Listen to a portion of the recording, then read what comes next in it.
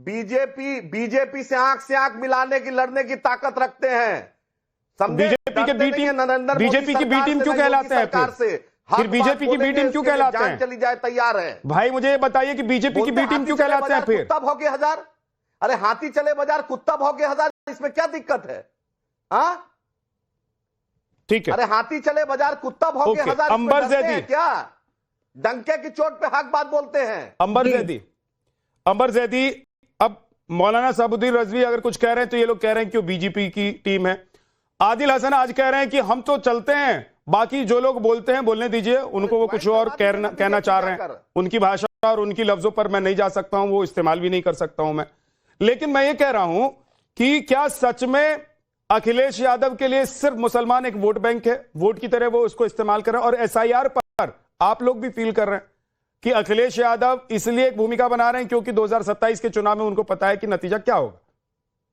देखिए विधिनाथ, मैं खुद उत्तर प्रदेश से आती हूँ और एसआईआर हुआ है, उसमें मैंने भी अपना जो जिसको फॉर्म भरना था मेरे को भी भरना पड़ा, क्योंकि जो वहां पर है सबको अपना इंफॉर्मेशन अपडेट करानी होती है। अभी चंचल यादव जी कह रहे हैं कि उनके पास 29 ऐसे केस हैं जो हैं और उनका वोट नहीं बनाने दिया जा रहा है। तो भाई साहब, आप वो सारे फॉर्म ले जाइए और कोर्ट में केस फाइल कर दीजिए कि इलेक्शन कमीशन उन 29 लोगों का नहीं वोट बनाने दिया जा रहा है, उनका वोट काटा जा रहा है। आप ऑन रिकॉर्ड ये बात कह रहे हैं, आप कोर्ट क्यों नहीं जाते? मुझे तो इस बात पे डाउट हो रहा है कि आप किस बात के पार्टी के प्रवक्ता हैं?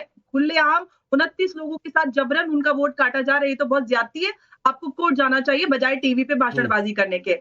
और सबसे बड़ी बात जो यहाँ पर चंचल यादव जी ने कहा, मुझे उस बात से एतराज है। मौलाना शहाबुद्दीन रिजवी की अक्सर जो बातें होती है मैं उससे अग्री नहीं करती, लेकिन आज उन्होंने बड़ी अच्छी बात की है, मैं उस बात से अग्री करती हूँ कि जितनी भी विपक्षी पार्टियां हैं उन्होंने मुसलमानों को वोट बैंक से ज्यादा कुछ भी नहीं इस्तेमाल किया है। आपने कहा कि भगवा पीछे रख के बैठे हुए, आपको भारत की संस्कृति से, भारत के इतिहास से इतनी नफरत है, आपको बीजेपी का विरोध है, बीजेपी से विरोध कीजिए, लेकिन बीजेपी से विरोध करते करते भारत की संस्कृति और धरोहर से आपको किस बात का विरोध है? आप बताइए, आपको भगवा का इतिहास नहीं पता?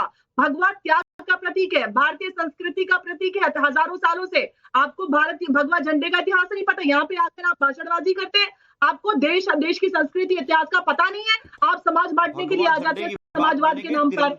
आपने मुसलमानों के लिए किया है, मुसलमानों ने आपको इस वजूद में लेके आए मुसलमान। आप लोगों ने मुसलमानों के लिए क्या किया? ट्रिपल तलाक पे कानून बना, आप उसके विरोध में आ गए। महिलाओं की जब उत्थान की बात होती आप विरोध में आ जाते। आपने मुसलमानों को वोट बैंक से आगे बढ़कर क्या किया? आपने अगर 4 अपने सांसद बना भी दिए तो क्या किया? वहां पर आपको जरूरत थी, उसके अलावा बन नहीं सकते। आपकी कौन सी, अब आप जा रहे हैं, इसलिए मौलाना साहब ने बिल्कुल सही कहा है कि आप भूमिका बना रहे, तमीज बना रहे, क्योंकि आपको समाज ने बिल्कुल नकार दिया है। आपके अखिलेश यादव, आपने ट्रेड डील की बात कीजिए, आप कह रहे हैं जमीन वो गिरवी रख दिया। अभी जब ट्रेड डील नहीं हुए थे तो कहते थे कि भाई देखो ये ट्रम्प से दोस्त थे।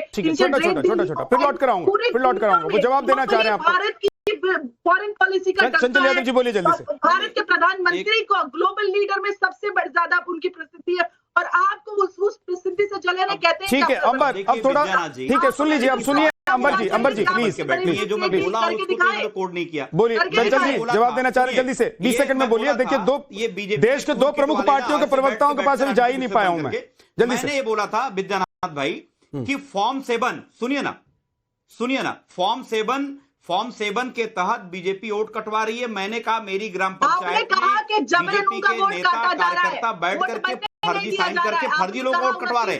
हम लोग सुनिए मैडम सुनिए, यहाँ टीवी में बैठ करके केवल एक वर्ग को टारगेट करना आपको दिखाई नहीं देगा। आप राजनीतिक विश्लेषक हैं, आप जो पहले राजाओं महाराजाओं के दरबारी कभी हुआ करते थे, वैसे ही आप लोगों की हालत हो गई है। सुनिए, आपको दिखाई नहीं देता उत्तर प्रदेश में किस तरीके से जो है अल्पसंख्यक समाज के साथ और पिछड़े पीढ़ी समाज के साथ नाइंसाफी हो रही लगातार। किस तरीके से सबसे ज्यादा कस्टोडियल डेथ उत्तर प्रदेश में हो रही है, किस तरीके से ज्यादा बुलडोजर किस समाज के ऊपर चल रहा है। आपकी बोलने की हिम्मत है और समाजवादी लोगों के काम की बात कर रहे हो। समाजवादी पार्टी ने जो अपने अगर बुलडोजर चल रहा है, चंचल जी, अगर बुलडोजर चल रहा है, अगर अन्याय हो रहा है, अगर मस्जिदें तोड़ी जा रही हैं, अगर मकबरे तोड़े जा रहे हैं, तो मौलाना रिजवी जैसे मौलानाओं को क्या दिखता नहीं है? या क्या वो अपनी ही कौम के साथ धोखा कर रहे हैं, झूठ बोल रहे हैं? मतलब हैरानी होती है कि जिस कौम से रिजवी साहब आते हैं उस कौम के खिलाफ ही वो खड़े हो जाते हैं। मतलब अंबर जैदी अपने कौम के खिलाफ ही खड़ी हैं, लेकिन आप उनके लिए सिर्फ अरे आप बताओ पार्टी बनकर खड़े हैं कि आप उनके लिए हर वक्त अच्छा सोचते हैं, सब कुछ अच्छा करने की कोशिश करते हैं। आरोप आप पर यह लगता है कि आप वोट लेते हैं और भूल जाते हैं। आ रहा हूं अनिला सिंह जी, ये बहुत सारे इतने सारे आरोप मैं इसलिए थोड़ा सा देर से आपके पास आया कि आप पहले सुन लें कि पूरे पैनल में क्या चल रहा है, क्योंकि सबका जवाब आपको ही देना है। चाहे वो रजवी जी जो बोले हैं उसका भी जवाब आपको देना है, चंचल यादव जो बोल रहे हैं उसका भी जवाब देना है, और आदिल हसन ने जो बोला है उसका भी जवाब देना है। मैडम, क्या अखिलेश यादव झूठ फैला रहे हैं? अगर झूठ फैला रहे हैं तो उनके झूठ का पर्दाफाश कीजिए। अगर अखिलेश यादव सच कह रहे हैं तो ऐसा क्यों हो रहा है?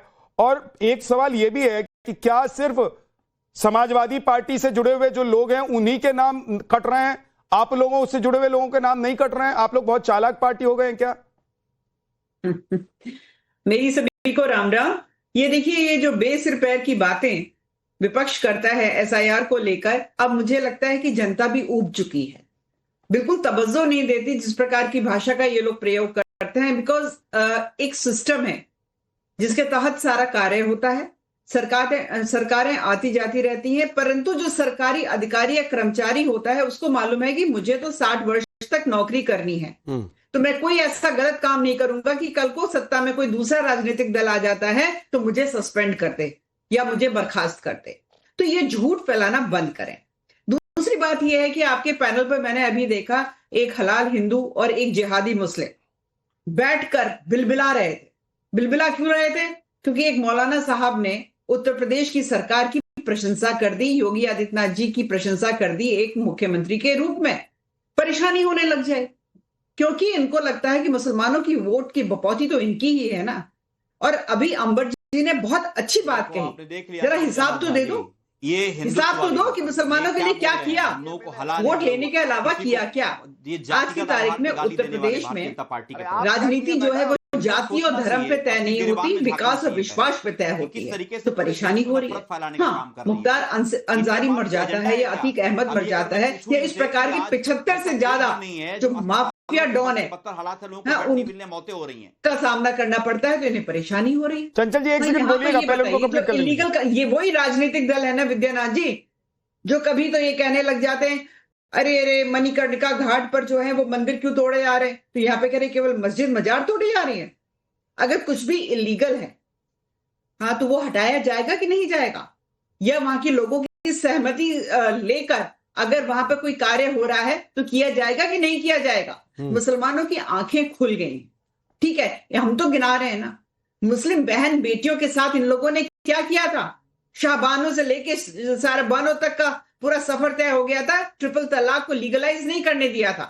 कांग्रेस पार्टी ने घुटने टेक दिए थे मुसलमानों के सामने। अगर ट्रिपल तलाक को क्रिमिनलाइज किया है तो प्रधानमंत्री नरेंद्र मोदी जी ने किया है। उत्तर प्रदेश में डबल इंजन की सरकार है,